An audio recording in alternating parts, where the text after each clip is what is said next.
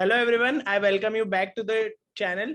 Today in the KNYAMed Voice podcast, we have with us a very special guest, Raj Bhosle, who is a young second prof MBBS student at SBH GMC Dhule. And also he's, one of those YouTuber who is very importantly aware of how his content is going and how well he want to make it.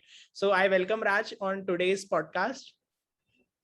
Thank you, sir. Thank you for inviting me on this interview come podcast. I would definitely like to share my views over whatever we are going to talk in this conversation. Right. Thank you so much, Raj. So guys, in today's podcast, the main motive is to, address the counseling aspirants who are currently doing counseling for NEET 2022. So we will give you a brief, sum up ki when you have studied for your NEET UG times versus now when you will be studying your MBBS, what is the difference and how approach changes. And Raj, particularly since he has joined his MBBS in 2020, so he's a lot more, fresh enough to say about this experience. So let's begin with the podcast. I think, Raj. Yes, definitely. Right. So before we ask him questions, a little about KNYAMed. So KNYAMed is an initiative which is aiming to celebrate medical professionals. Our aim is to provide medical professionals with comfortable apparels for their shifts whenever they are in residency, in working conditions. They do need not to worry about the comfort. And right from first year medico wearing apron or lab coat to resident or senior consultant, we cater to all the needs. So let's begin with today's podcast. And my first question would be, Raj, that, once you gave your NEET UG, everyone studies NCRT, particularly in biology. So now when you come to medical school, I think even if you combine your 11th and 12th NCRT, your BD Chaurasia volume 1 is still bigger than that. So that difference in the syllabus that now you can't read cover to cover, what do you want to tell in that particular thing? तो मैं जब जैसे ही enter किया था first year of MBBS में, तो मेरी वो आदत अभी भी कहीं नहीं थी कि एनसीईआरटी को जो है वो लाइन टू लाइन रीड करना है. तो मैं स्टार्टिंग में एंटर किया तो एमबीबीएस के जो फर्स्ट बुक्स है, that is Chaurasia, BD Chaurasia पढ़ते हो आप, फॉर एग्जांपल गायटन पढ़ते हो आप, सत्यनारायण पढ़ते हो. तो मेरी आदत वो थी कि मैं लाइन टू लाइन पढ़ रहा था, तो मुझे बहुत ज्यादा टाइम कंज्यूम हो रहा था. तो बहुत टाइम ऐसे 1 महीना गुजर गया और फिर मुझे तभी भी रियलाइज नहीं हुआ. फिर मैंने सीनियर से बात करी, सीनियर से बताया कि कैसे तुमको पढ़ना चाहिए. लाइन टू लाइन एक्चुअल में नहीं पढ़ना है आपको एमबीबीएस में, बिकॉज आप जो नॉलेज है एमबीबीएस में तो वो इन्फिनिट है. इवन फर्स्ट ईयर में भी इन्फिनिट नॉलेज है आपके पास गेन करने के लिए. सो इसलिए आपको सिर्फ और सिर्फ इंपॉर्टेंट टॉपिक्स ही नहीं बट उसके आसपास की भी चीजें आपको पढ़नी है. बट ऐसा नहीं कि पूरी बुक आप पढ़ रहे हो, आप 1000-1500 पेजेस है वो याद नहीं कर सकते हो. तो वो एक काफी बड़ा ड्रास्टिक चेंज रहा था कि लाइन टू लाइन नहीं पढ़ना है, आपको जो पता होना चाहिए, आपको ये टॉपिक्स पढ़ने हैं, आपको ये टॉपिक्स नहीं पढ़ने हैं. जो नई टॉपिक भी पढ़ने को बोला जाता है ना, तो उसमें भी बस एक बार स्किम करके देना है. ऐसे नहीं कि लाइन टू लाइन उसको रटते जा रहे हो. ह्यूमनली वो पॉसिबल भी नहीं है इतने सारे पेजेस को याद कर पाना. Right, definitely. So like Raj rightly said that, one thing is very sure that even if you read the book entirely, you can't think of remembering it entirely. So now on the similar note, you said ki you talked to some seniors and, you got the right guidance. So on the similar note, comparing this to the NEET UG times, like you yourself guide students on NEET UG a lot on your channel. So now one thing that point of difference lies here is that senior guidance is required a lot in MBBS. So how would you, tell the juniors to help them form the right senior interaction and not just कि first year में seniors का एक डर जैसे रहता है लोगों को, तो they should not be like कि first year में seniors को avoid करते हैं but they will miss on something. So that senior junior interaction, something on that. तो मैंने भी जब एंटर किया था ना, तो मुझे भी बहुत डर था सीनियर्स का. तो मतलब ऐसे मैंने भी यूट्यूब से, कोरा से, गूगल से मैंने ऐसे केसेस सुने थे कि रैंकिंग में ये होता है, इंटरेक्शन में ये सब चीजें होती है. तो मेरे भी दिमाग में वो डर तो बैठ गया था. और इनिशियली जब हमने जब स्टार्ट किया था एमबीबीएस में, तो सीनियर्स जब हम उनसे इंटरेक्ट किए, और स्पेशली जब आपको कोई सीनियर आपके रूम में, मतलब उनके रूम में बुलाता है कि हाँ ठीक है आज जो है वो बातें करनी है हमने, ठीक है, तो आप ऐसे ग्रुप्स में जाते हो, आपके फ्रेंड्स के साथ जाते हो, वहां पे नए नए चेहरे पता चलते हैं. कुछ कुछ सीनियर्स को आप शायद पहले से जानते होंगे, कुछ कुछ और नहीं जानते होंगे. तो उनका आपको नाम पता करना होता है, फिर आप वो कहाँ से वगैरह वगैरह. तो उस इंटरेक्शन में कैसा है ना, आपको पता चल जाता है कि ये सीनियर कहाँ से, इसकी मतलब वो आप अपना भी जो हॉबीज वगैरह उनके साथ शेयर करते हो, तो एक बॉन्ड सा बन जाता है. तभी बहुत लोग क्या करते हैं ना, इस चीज को अवॉइड करते हैं ठीक है, मैं भले ही मैं हॉस्टल में नहीं रहा हूँ बट मैं बाहर रहा हूँ ना, तो हमारे भी कैसे है, बाहर भी बहुत सारे सीनियर्स रहते हैं और हॉस्टल में भी रहते हैं, तो मैं दोनों सीनियर्स के साथ इंटरेक्ट कर रहा हूँ, तो मुझे पता है कि वो इंटरेक्शन कितना ज्यादा इंपॉर्टेंट है। बहुत सारे बच्चे ऐसे भी मैंने देखे जिनका सीनियर्स के साथ जीरो इंटरेक्शन है, ठीक है, तो उनको मैंने एग्जाम्स में सफर करते हुए काफी बार देखा हुआ है। उनको ये नहीं पता होता कि क्या पढ़ना है, वाइवा में कैसे बिहेव करना है, वो सबसे इंपॉर्टेंट होता है। Viva is not just about आपको कितना आता है, आप कैसे वाइवा देते हो वो काफी ज्यादा मैटर करता है, उस पर आपके बहुत ज्यादा मार्क्स जो है वो काउंट होते हैं। वाइवा में कपड़े कैसे पहनने होते हैं, तो वो जो इंटरेक्शन है ना, वो किसी ने भी मिस आउट नहीं करना चाहिए, भले ही आप एज अ डे स्कॉलर रहते हो या फिर आप एज अ हॉस्टलेट रहते हो। डरना बिल्कुल नहीं है, हो सकता है सीनियर्स आपके साथ स्टार्टिंग में रूड हो, ठीक है, हमारे बैच से तो हमने स्टार्ट किया है कि नहीं, रूड नहीं रहना है, चिल रहना है सबके साथ, बट हायरार्की कुछ कुछ कॉलेजेस में फॉलो होती है, तो वो रूड होता है, आपसे कुछ कुछ टास्क वगैरह करवाएंगे। बट एक चीज हमेशा इसमें ध्यान में रखना है कि वो सब आपके बॉन्डिंग के लिए होता है, ऐसा कुछ ये नहीं है कि आपको हैरेस किया जाएगा या कुछ किया जाएगा, मेंटली अब्यूज किया जाएगा, ऐसा कुछ नहीं होता, तो डरने वाली ऐसी कोई बात नहीं होती। Right, definitely. So on the similar note, again, a contrasting point that we get here is Viva. So like board exams where you are very free to give Vivas as per your wish. You keep saying कि आपको कितना knowledge है, but in medical school, obviously things are very different. So now guys, those of you who are following Raj, I suppose you all must be well aware of that he has currently hit 80K subscribers on his YouTube channel. So on that note, if we want to, I recently came across this post of yours that you are somewhat, rebuilding your content. You are trying to think some more ways of designing that content. So from that point, we want the audience to take a message ki when you start a hobby, how important is it to balance it with your MBBS curriculum, and at what point like you thought that okay, this thing is not going in the right manner and you wanted to modify it. So that particular thing that you want to address the audience ki hobby जैसे रहने दिया जाए, rather than when it becomes about the numbers, then obviously it becomes a lot addicting. So the take on that particular thing.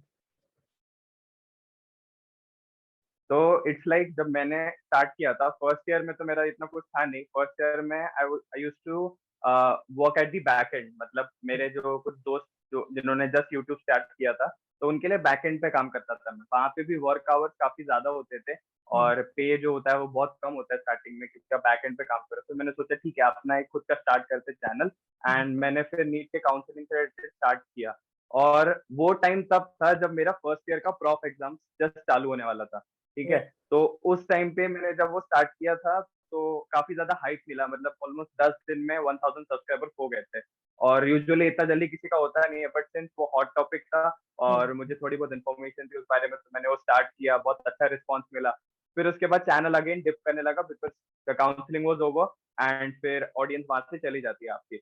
तो फिर उसके बाद वापस से फिर मैंने कुछ वीडियोस डालना स्टार्ट किया, मतलब कुछ शॉर्ट्स वगैरह डालना स्टार्ट किया, जो कि लोगों ने बहुत कनेक्ट किया, मिलियंस में उसके व्यूज गए। बट फिर मुझे उस चीज का वहां पे रियलाइज हुआ कि इट वाज सम वे और the other affecting my study, मतलब उससे फेम मिल रहा था, सब्सक्राइबर्स मिल रहे, थोड़ा बहुत पैसा भी आ रहा है उससे, बट वो चीज कैसा है ना, वो मुझे मेंटली इस बात पे अफेक्ट कर रही थी कि नहीं, मेरा पढ़ाई में कहीं ना फोकस हिल रहा है, क्योंकि मैं एमबीबीएस में एंटर इस चीज के लिए किया था कि मुझे एक अच्छा डॉक्टर बन के निकलना है। My mom is a doctor, उनको हमेशा ऐसा था कि मेरा बेटा एक अच्छा डॉक्टर बनना चाहिए, तो वो मेरे दिमाग में बार बार घूम रहा था। तो इसलिए फिर सेकेंड ईयर में जैसे ही मैं आया, मैंने धीरे धीरे उस चीज को थोड़ा सा मॉडिफाई करना स्टार्ट किया, एंड अभी फिलहाल मैं चैनल पे उतना ज्यादा अभी एक्टिव नहीं हूँ, और कंटेंट वाइज मैं अभी सोच रहा हूँ वही कि मैं स्टडी रिलेटेड ज्यादा अपलोड करना चाहूंगा। आई डोंट नो उस पर रिस्पॉन्स कैसा मिलेगा, बट या हॉबी जो है, आप सेकेंड ईयर में भले वो यूट्यूब हो, म्यूजिक हो, डांस हो, आप कुछ भी, आपको जो भी हॉबी करना है उसको हॉबी तक सीमित रखना। आप कैपिटलाइज उसको कर सकते हो, कोई प्रॉब्लम नहीं उस चीज में, बट आई वुड से कि वो आपके पढ़ाई में इंटरफेयर नहीं करना चाहिए। भले आप जो करना है वो करो, ठीक है, बट पढ़ाई में इंटरफेयर ना करे आपके। And it's not just about the grade, okay, वो आपका कॉन्फिडेंस, आप पोस्टिंग्स में जाते हो, आप केसेस वगैरह लेते हो वहां पे, तो वो आपके उससे भी समझ में आ जाता है कि आपकी पढ़ाई कैसे चल रही है, not just about your grade, right. So hobby को हॉबी जैसे रहने दिया करो, at least in MBBS. Yeah, definitely. So this is something which you will eventually come across as and when you go ahead in your MBBS journey, guys. So now one thing, like you rightly said कि you had this knowledge of counseling and the entire process, and that made you starting the channel as well. So right now, if someone who is, I think, round 1 allotment has came out, and maybe someone will be waiting for round 2 upgradation and all that. So meanwhile, on this particular issue, if we say that many students, or you also know that almost 60-70% are not satisfied with their college results, because obviously everyone wants the best. But on the similar note, once you have, say you are currently in your second year, you might have understood that college is not everything with respect to MBBS or in general any course. So on that particular, what would be your message to someone who is starting off, maybe not satisfied with the college, but how he or she should take their journey ahead? So I was allotted this college at around 586 marks in 2020. तो मुझे इतना पता था कि ठीक है, अपने को बेस्ट कॉलेज तो नहीं मिलने वाला है. It was like somewhere in level 2 level 3 college allot हो चुका है. Now I have to settle with this. ऐसा नहीं कि मैं ड्रॉप लेके, क्योंकि बहुत लोगों का क्या होता है ना, even at 600 marks, even if they are getting a level 2 college, they opt for drop. ठीक है, तो वो ड्रॉप के लिए चले जाते हैं जस्ट बिकॉज उनको शायद मौलाना आजाद चाहिए या स्टेट का कोई टॉप मेडिकल कॉलेज चाहिए. But they don't understand the importance of investing that 1 year. मैं वेस्टिंग वर्ड यहाँ पे यूज नहीं करूंगा, बट इन्वेस्टिंग दैट 1 ईयर. आपको कैसा है, एमबीबीएस जो है ऑलरेडी एक बड़ा कोर्स है. It's already a 5 year long course. ठीक है, उसमें भी ऐसा नहीं है कि आपके पास होने की गारंटी है. बहुत लोगों को लगता है ना एमबीबीएस में आगे तो डॉक्टर बन के ही जाएंगे, ऐसा भी नहीं होता है. ठीक है, but on the other hand मैं यहाँ पे ये करना चाहूंगा कि जब आप किसी भी कॉलेज में एंटर करते हो, भले वो टॉप कॉलेज हो या फिर आपके स्टेट का एकदम बॉटम मोस्ट कॉलेज हो, गवर्नमेंट कॉलेज है ना अगर वो, तो दैट्स इनफ. ठीक है, मतलब मैक्सिमम लोगों का इच्छा तो वही होती है ना कि हमें गवर्नमेंट सीट मिल जाए, because of its perks, because of its facilities बोलो, या फिर आप फीस स्ट्रक्चर के बारे में बात करो. तो मुझे भी स्टार्टिंग में ऐसा होता था कि यार गवर्नमेंट तो मिल गया बट बहुत अच्छा नहीं है, but will work with it. क्योंकि मुझे एक through out the first year and second year मुझे एक चीज रियलाइज हुई है, आप भले किसी भी कॉलेज से हो, आपको अपनी ऐसी आइडेंटिटी, आपका ऐसा पर्सोना बनाने की, you should be known by your college. ठीक है, ऐसा नहीं कि मतलब, सॉरी मैंने उल्टा बोल दिया एक्चुअली, मतलब आपका नाम जो है ना वो आपके कॉलेज से जुड़ा होना, ऐसा होना चाहिए कि हाँ ये जो है ना वो इस कॉलेज में है. ऐसा नहीं कि हाँ ठीक है ये एम्स से है, ऐसा नहीं होना चाहिए. तो मैं पर्सनली उसी बात पे बिलीव करता था स्टार्टिंग से. ठीक है, मेरे कॉलेज का लेवल यहाँ पे है ना, तो मैं कुछ ऐसा कर लूंगा कि जिससे मेरे कॉलेज का नाम और ऊपर जाए. तो आप भी वही चीज आपको दिमाग में ध्यान में रखना है. कोई भी कॉलेज आपको अलॉट हो, almost everyone has the same facilities. ठीक है, सारे कॉलेज का सेम होता है, B it government colleges, private colleges में हो सकता है आपको इंफ्रास्ट्रक्चर थोड़ा अच्छा मिले, रहने की फैसिलिटीज, खाना पीना थोड़ा अच्छा मिल सकता है वहाँ पे. बट गवर्नमेंट में भी अगर आप हो तो वहाँ पे भी nearly the same faculties, almost same होती है, सब कुछ सेम मिलता है.